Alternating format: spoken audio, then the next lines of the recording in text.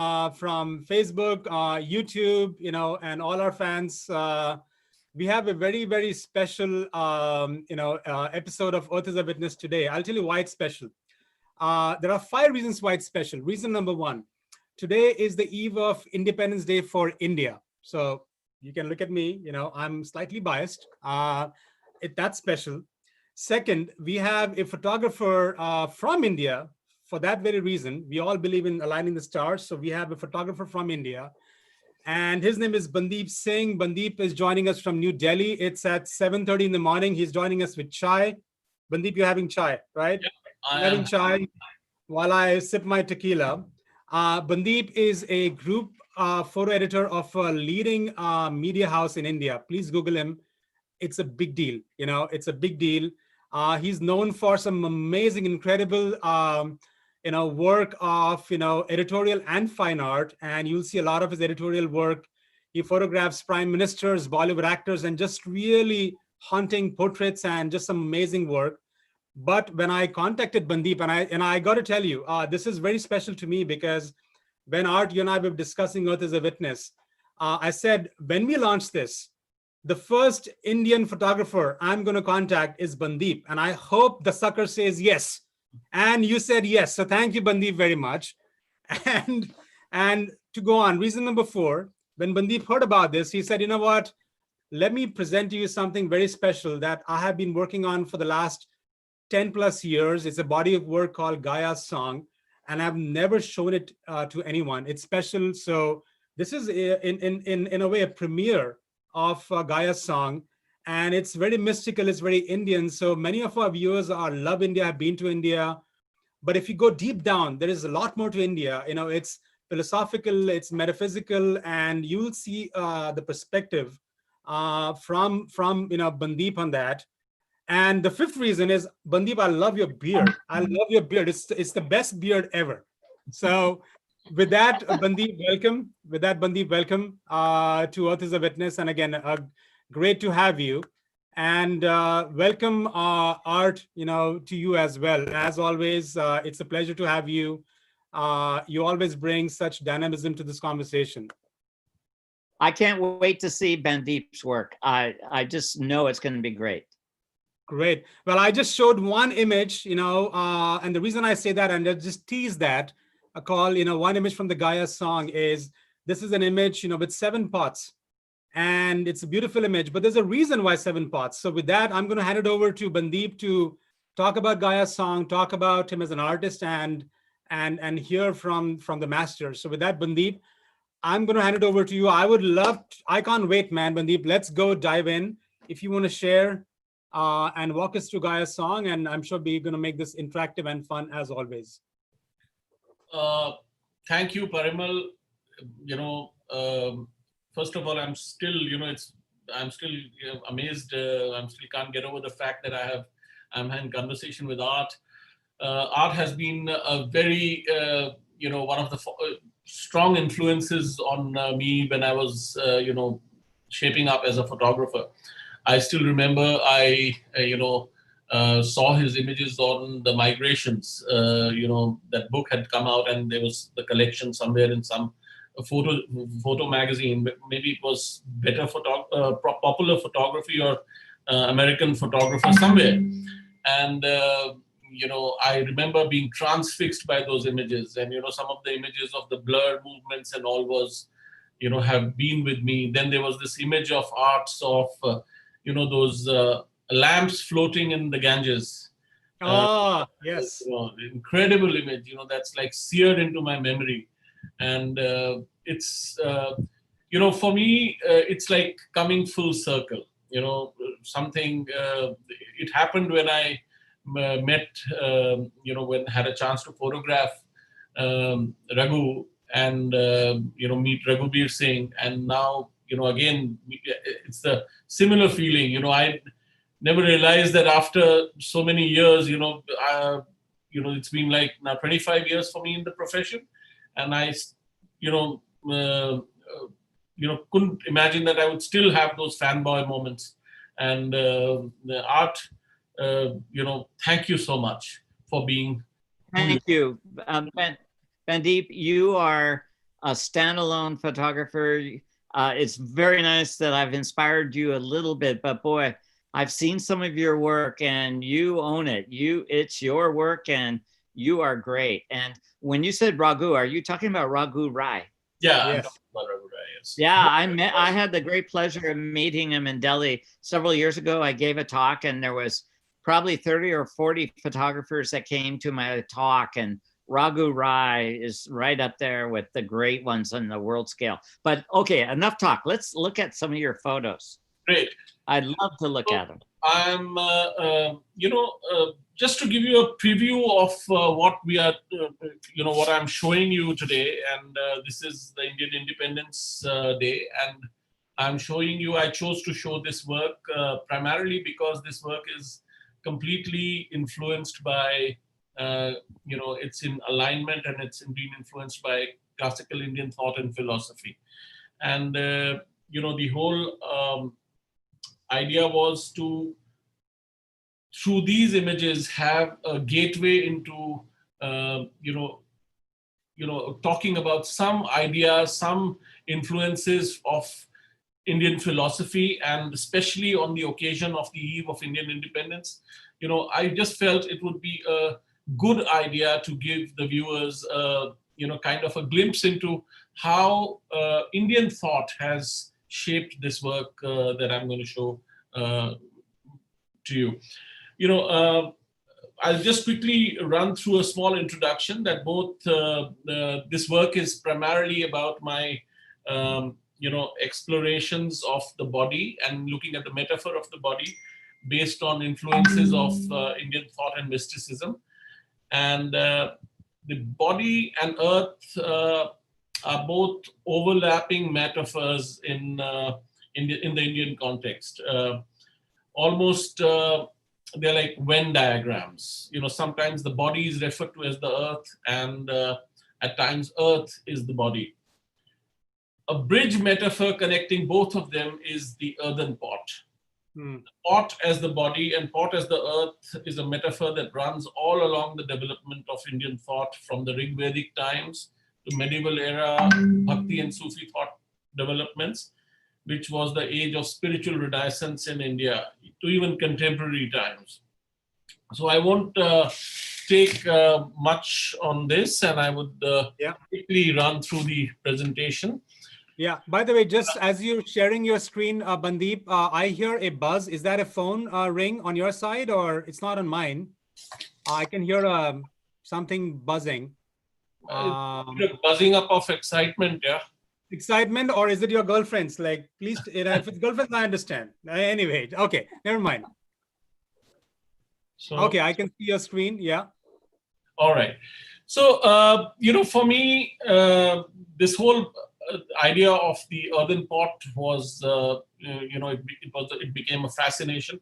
A small correction to the introduction that you gave, that this body of work I'm showing on the web for the first time.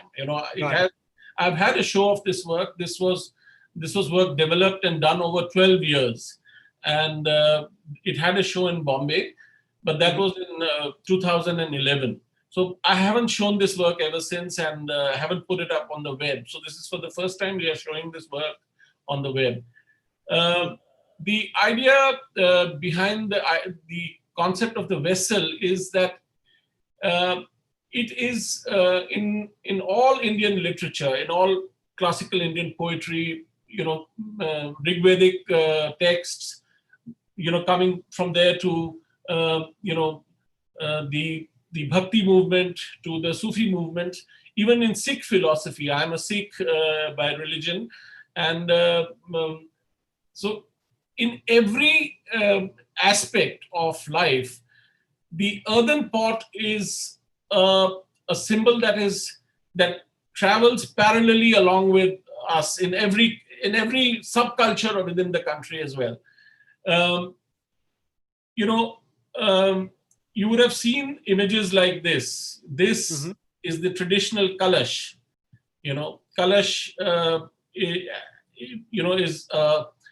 is a standard accompaniment to all Hindu rituals.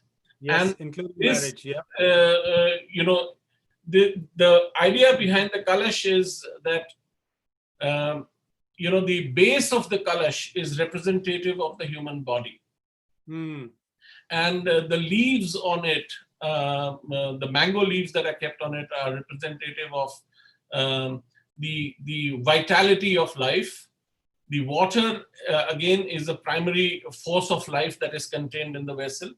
And the coconut on top is representative of the mind, primarily the ego mind. So when you have the havan, the ritual prayer, so the final offering in the sacred fire is that of the coconut, which kind of symbolizes the offering of the ego mind to the universe. Oh, wow, I didn't know that. So that represents that's how this is a part of every Hindu ceremony.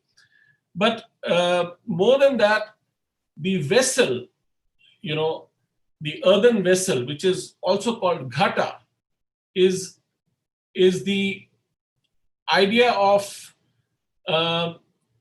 the bountiful aspect of nature. That's another metaphor that it is used as. So you would have seen, Parimal, you would know that, especially when you go around in India, you have these earthen pots with Shubh Labh written on them. Yes. Labh is like good luck or, good luck. And yeah. So the pot represents, because the pot represents the bountiful aspect of the nature, it is also a symbol of the womb. And what womb does, it brings out life. So the idea of, when you see the Shubh Labh pots on the walls of merchant establishment, it is implying of auspiciousness that comes out of the womb.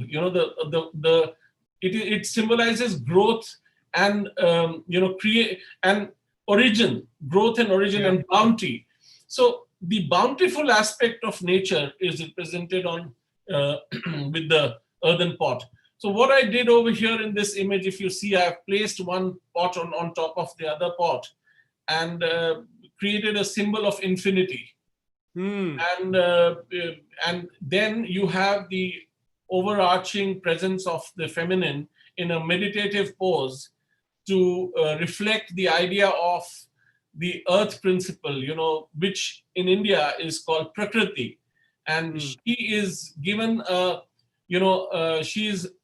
it's not a gendered identity, but because of the bountiful, because of its ability to produce life, because of the power, as the life force running through life, Prakriti is referred to as in the form of a mother spirit.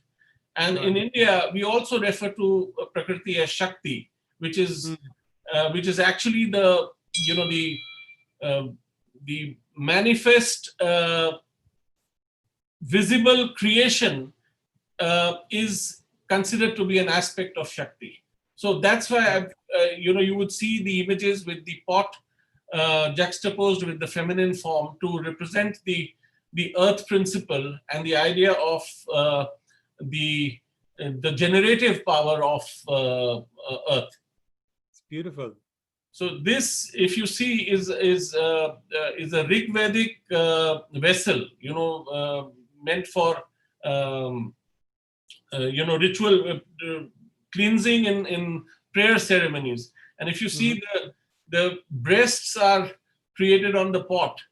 And again, the idea of the representation of the pot as an anthropomorphic form, it's a Rig Vedic time vessel, and you can see how the body is represented in the form of a pot. Interesting.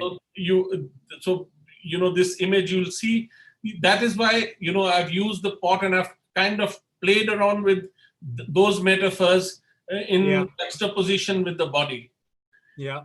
Another very interesting thing is the idea of the pot is very different from the idea of the body in the Western canon of thought.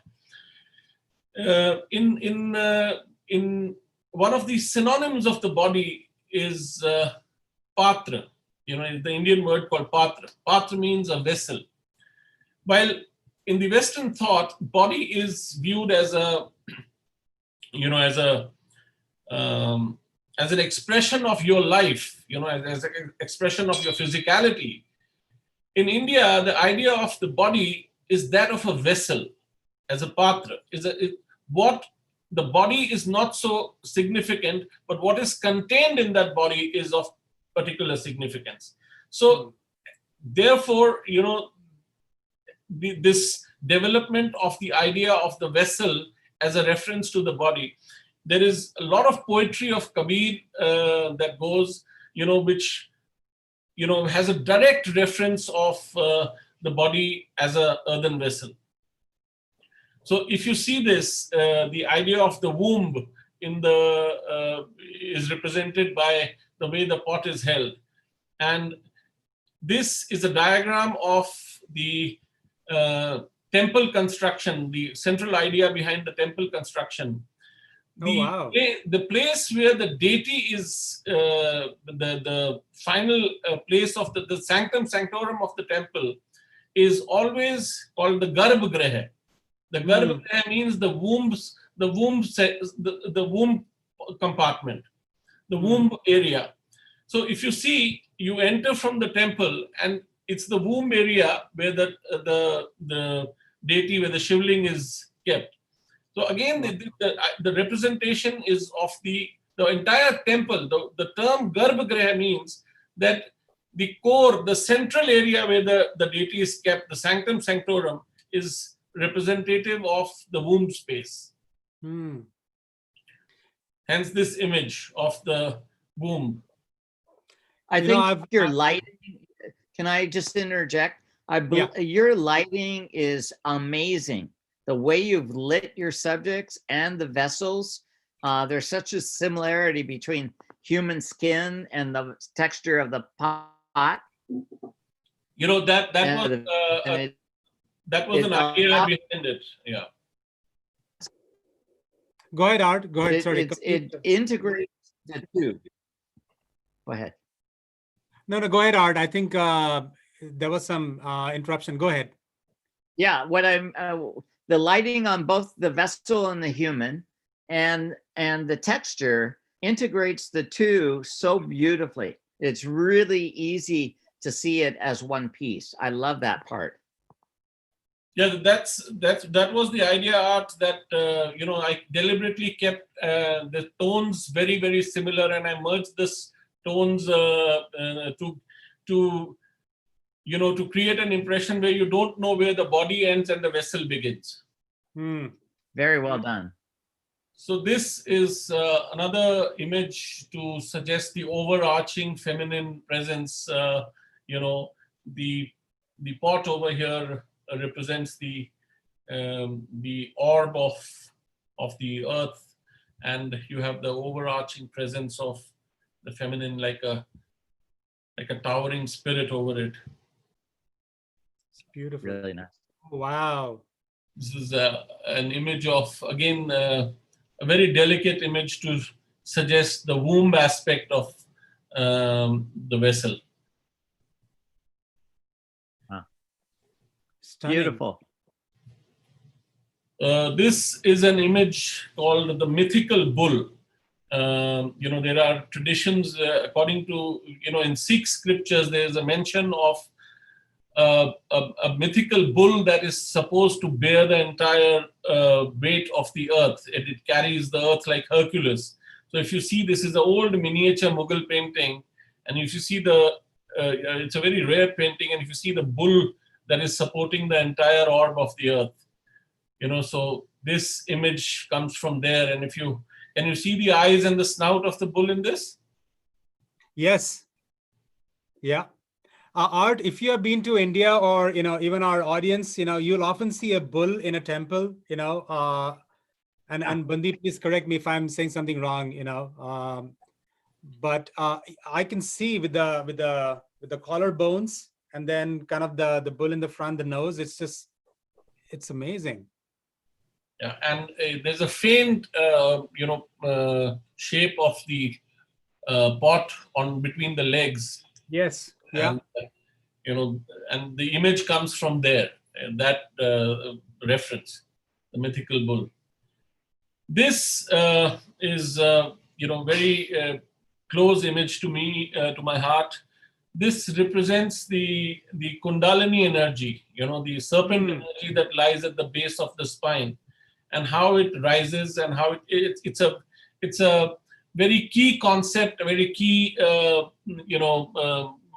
concept in Indian yogic practice to know about kundalini energy. Um, and one of the bodies, yoga views the human body in three levels, and one of the body is the subtle body, which is formed out of energy.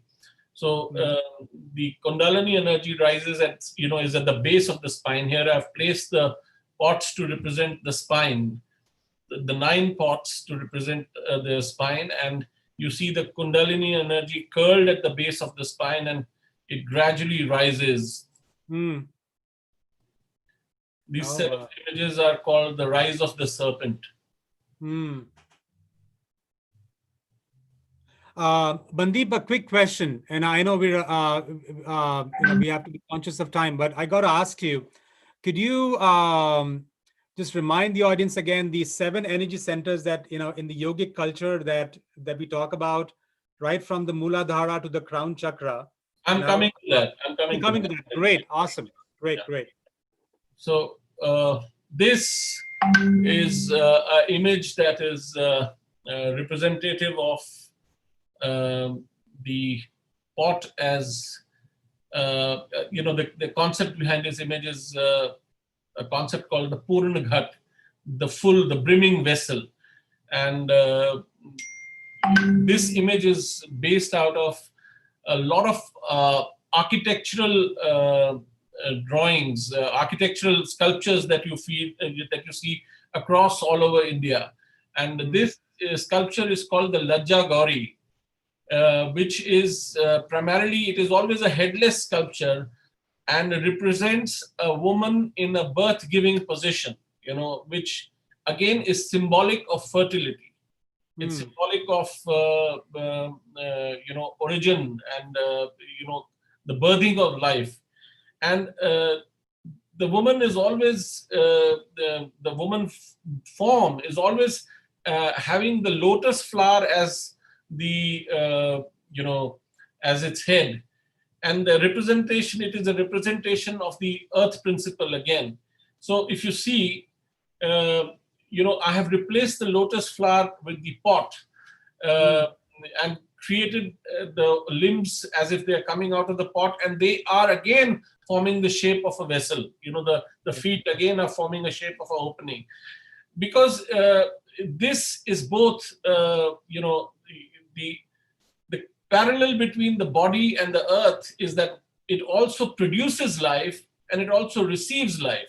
The earth receives the seed, and here it's this form of the legs are creating a vessel shape from the top, as if it's a receptacle.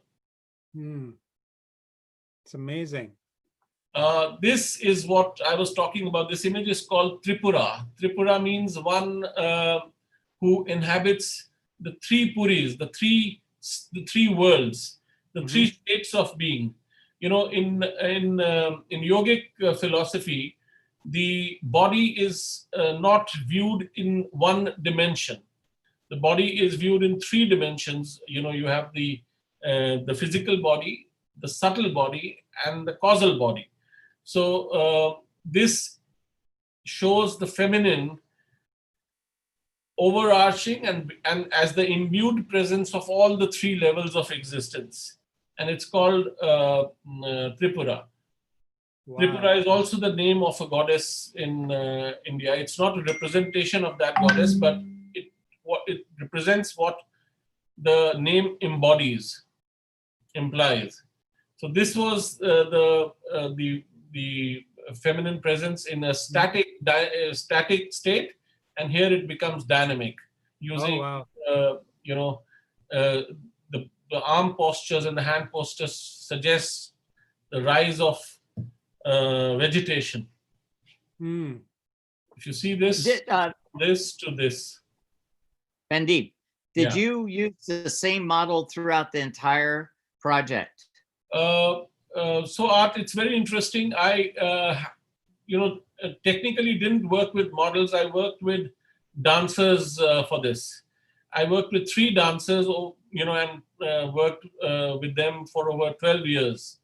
And the whole idea behind that was that the way that it was very important that for this work, the concepts are internalized by the dancers, and the postures are not held in postures, so to say postures, but they emerge from a flow inside you. When you're aligned to the concept, they emerge from the flow.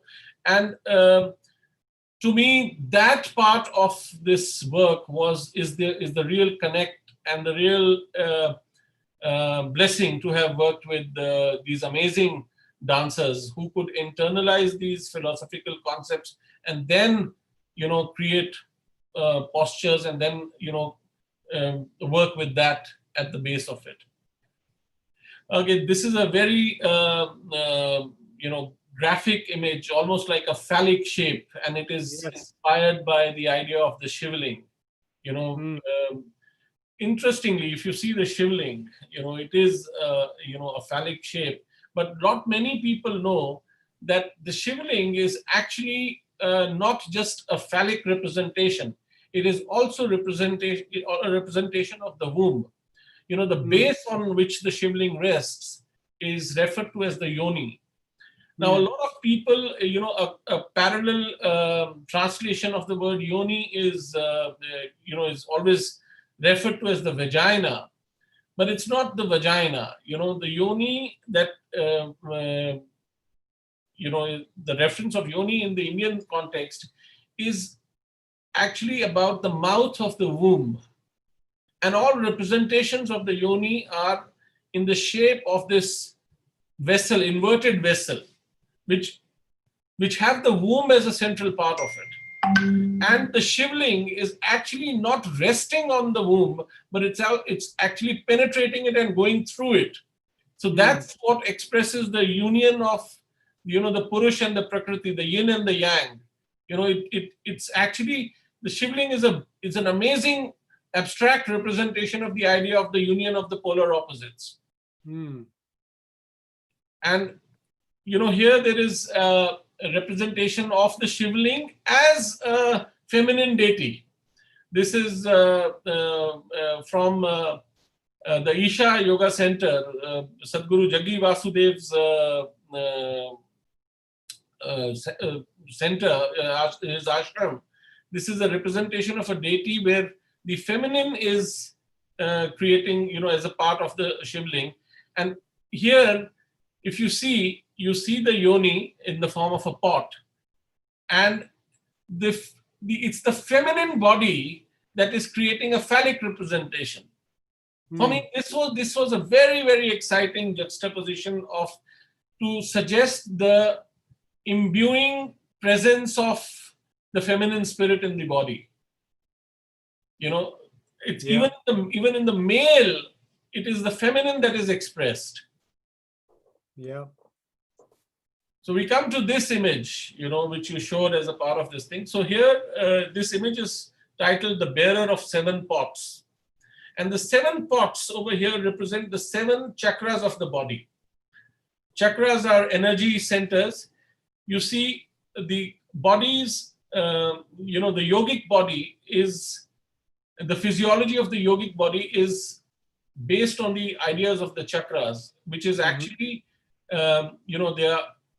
chakras are energy centers along a channel of energy flow. And the base chakra is referred to as the Mooladhara or the root chakra. And this is considered to be the seat of the kundalini, where your dormant energy is in a restive state. Through yogic practices, through meditative yogic practices and tantric practices, you energize your base energy and it travels through all the chakras. You can see the serpent movement over here. that red Yeah. line, it travels through all the chakras and reaches the crown chakra, where Yeah. it explodes into, into an expression of what is called 1,000 lotuses. Hmm. And it is considered to be the ideal state of being. In India we call it moksha. Normally we loosely refer to moksha as liberation. Yeah. What actually in physiological terms, in yogic terms, what it is actually is awakening of your crown chakra, when you have a natural flowering of your being, in your energy, in the form of a lotus. Yeah. These images, the two images that you see over here, are inspired by the idea of the crown chakra, and the base chakra and the crown chakra. So if you see, this is the representation, the graphic yantric representation of the Muladhara chakra. The inverted triangle is considered to be the base symbol of the Muladhara chakra. So you see the inverted triangle formed by the hand, and again, the central form of the hand is representative of the yoni, which receives the seed, which is where your dormant energy is lying. Yeah. But the energy, the pot is inverted, which suggests the body in a state where the energy is outflowing. So when you transform your energy and make it inward flowing, you reach the state of the Sahasrara chakra, which is the crown chakra.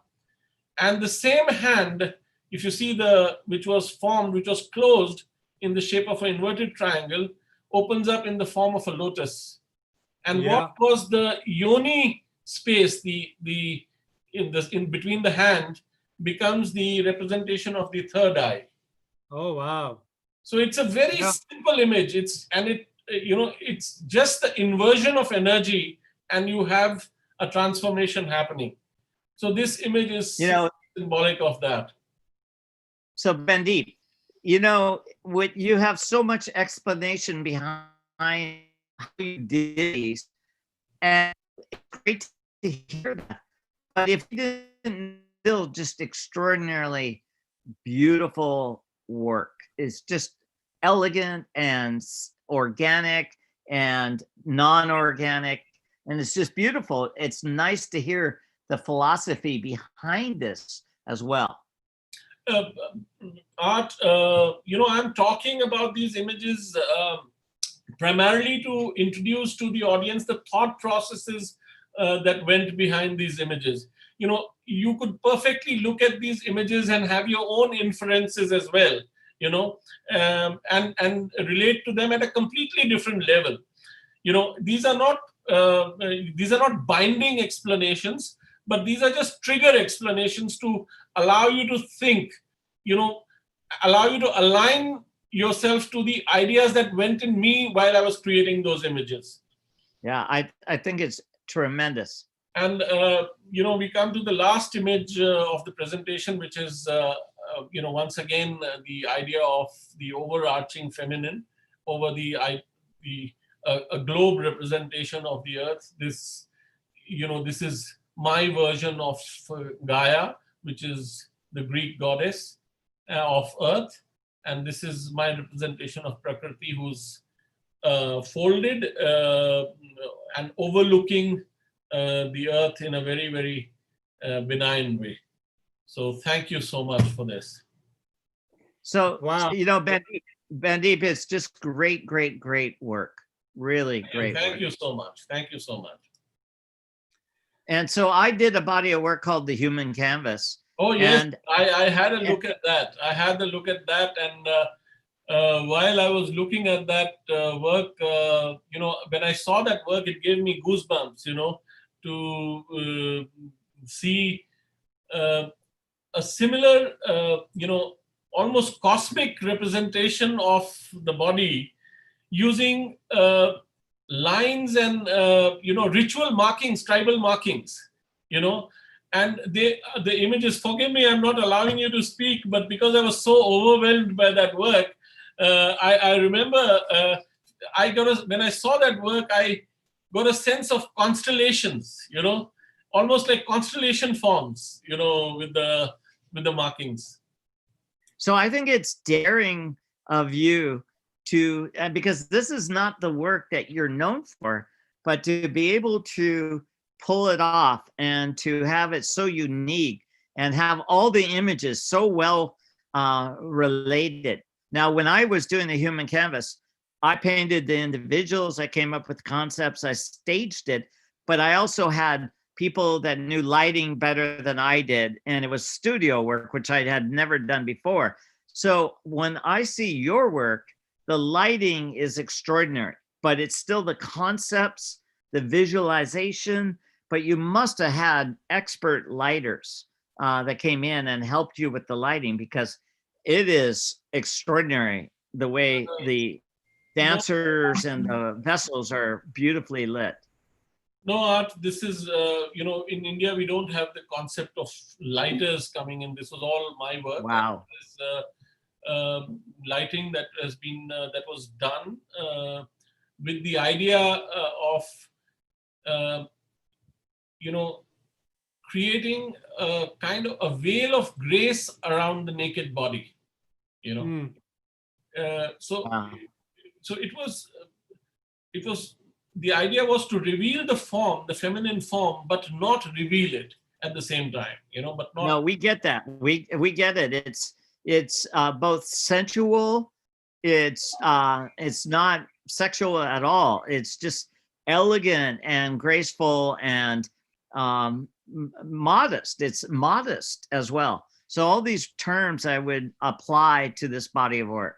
But I have to tell you something very exciting about this. When I was doing this work, and all my college friends, when they saw this work for the first time, so this friend of mine who's from the village, very earthy, very very virile, raunchy kind of a guy, he looks at this work. Well, we know Parimal, so yeah. So, I knew Bandeep, you walked in the trap, man. Yeah. So there's this guy. So he's looking at this work and is very silent.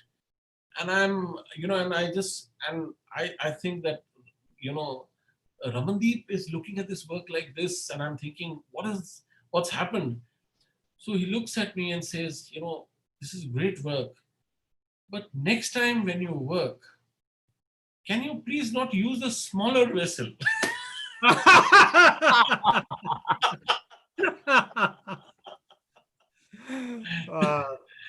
Yeah. So what's the joy of doing Earth is Our Witness is we get to witness such a great variety of work from artists and photographers throughout the world. But I have to say, this work stands really up there with the best of them. It's so visual, so elegant, it's unique.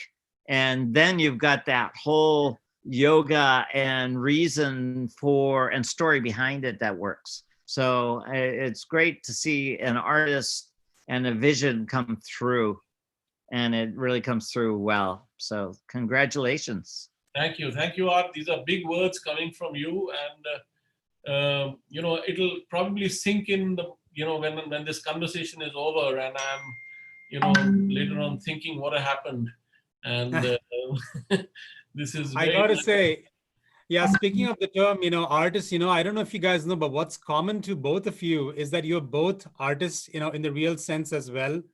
That Art, I know you paint a lot, even now, that's your background. And Bandeep is also an artist, and he does some amazing calligraphy work.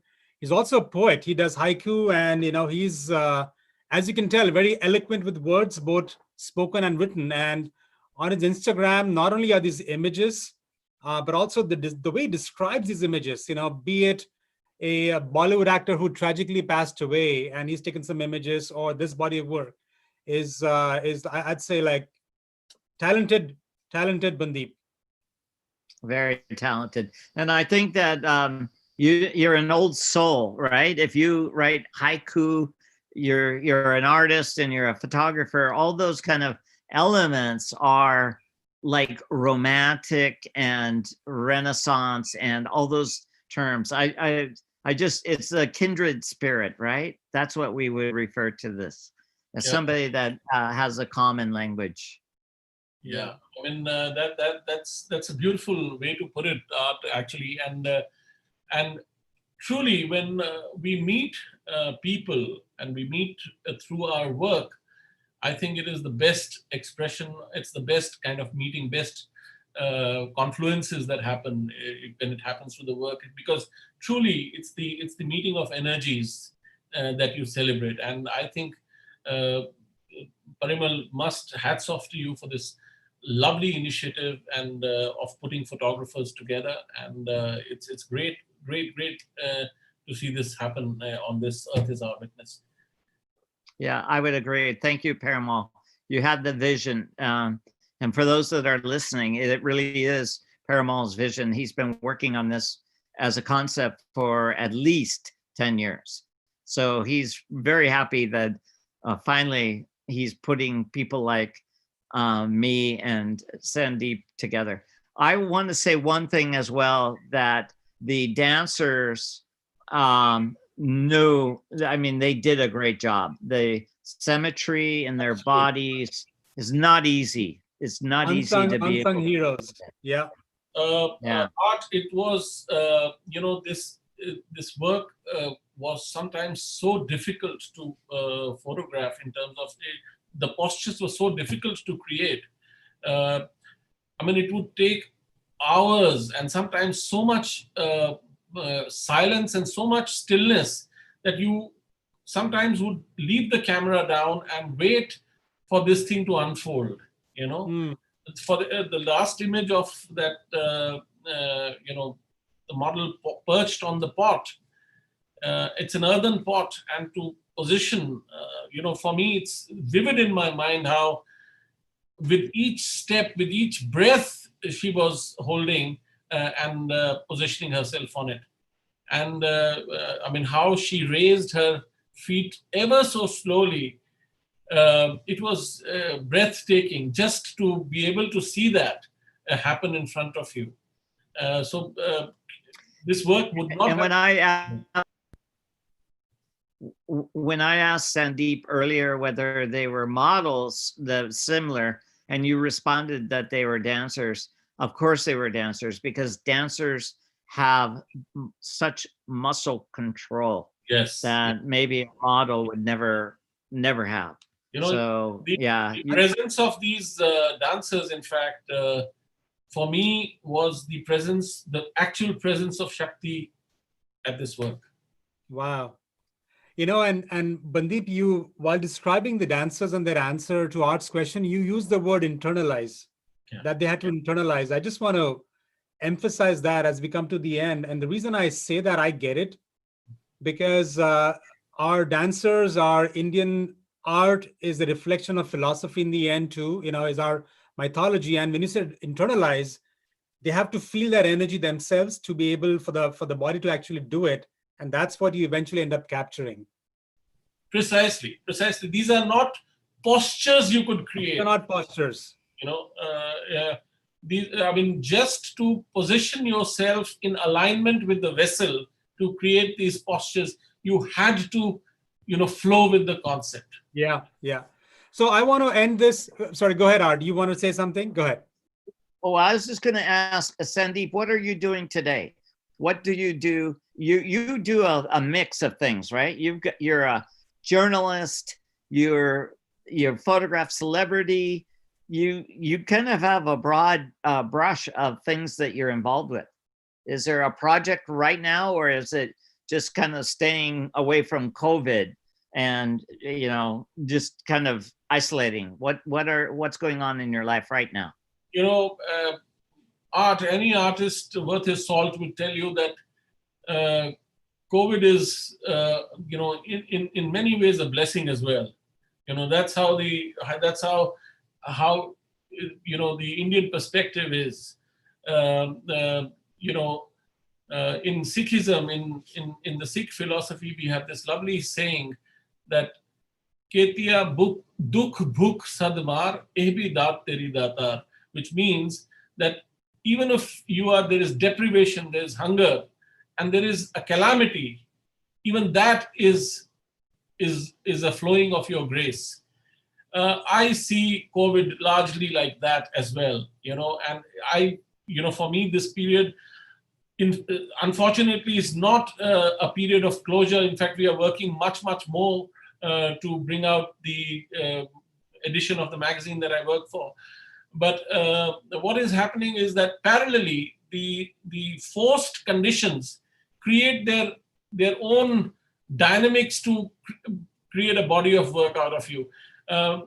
Right now, I find myself washing utensils a lot, helping out in the home. And, I'm working on a project while washing utensils. And at the same time, the conditions outside, I did a whole series of images with the migrant workers situation, when at the beginning of this crisis. And the work is going on. Parimal had a chance to see some of those images, which Yes. which I did while on an assignment. Parimal, I could share those images with you. Please show them to Art. I would love to. Yes. Yeah, maybe we'll have another conversation in the future on this same venue. So Yes, we should have you come back, Bandeep, on that topic so that you can actually do justice to it like I can never do with all your eloquence. I do want to end with one question, Bandeep, for you. Is a lot of our audience, me included, Art, we all love India, whether we live, we born in India, we live here, or many of us, live here, but have been to India multiple times. As a artist living in India, for someone who comes to India or wants to come to India for photography, what is the one piece of perspective or advice you would have that you feel if they should think about that when they photograph India, going beyond the colors and traditions? And is there something that you feel that go immerse yourself in something, do this one thing that you feel is a piece of perspective or advice being in India? As an Indian photographer, the primary perspective that we see of India is which is in a lot of photography debates referred to as the exotic version of India. The India of color, India of sadhus, India of poverty, the disaster images of India, or the exotic images of India. This imagery perpetrates itself. It begets imagery of its own kind. So people, have this idea of India, and they create images that, conform to this idea of India. I would love to see, people, photographers who come to India, deliberately put this idea of India aside, and let India speak to them in an objective way, and if they question their the frames that they see and the frames that they compose, if they question each of those frames and create an India that is a fresh perspective of India, that is very exciting for me. Great. Well, on that note, Bandeep, thank you very much. I got to say, I learned a lot. I'm Indian. I'm born in India. I've spent I'm 26 years old, but I spent 25 years in India. And I sort of knew about these concepts, but I did not appreciate to the extent you went so deep in it. And the intersection of, what India stands for, the philosophical and mystical views, and your body of work is just, I got to say, brilliant. So thank you, Bandeep, for being so generous with your time, with contributions and coming on Earth as a witness. And we want to see you back again. We will not take no for an answer. How does that sound? No, that sounds, I'll be delighted to come back. And, even while I was showing the images, a part of me was not there, because I was so much wanting to talk to Yeah. Art about, the work that I've seen of Art, and, the fact that, this was not, I wasn't prepared for this response, to see, Art in live conversation. And, I was also put off a little by this, eclipsed by your glowing face, the, and it was coming in the glare was too strong. I thought I should have worn shades. It's not the glare. call It's this chakra. It's this. I have probably call it reached that aura. maybe. There's an aura. Yeah. Right now, I could light a product with you, Parimal. It's wonderful to have you. And Art, as always, man, I love you a lot. And I really enjoyed this conversation. I'm Art. Any closing words from you? No, I'm just I can't wait to see the next body of work from Sandeep. No, it was great. Sandeep. From an artist to another. Thank you so much, Sandeep, for joining us. Bandeep, thank you very much. Take care. Thank you so Thank you. much. Bye-bye. Thank you.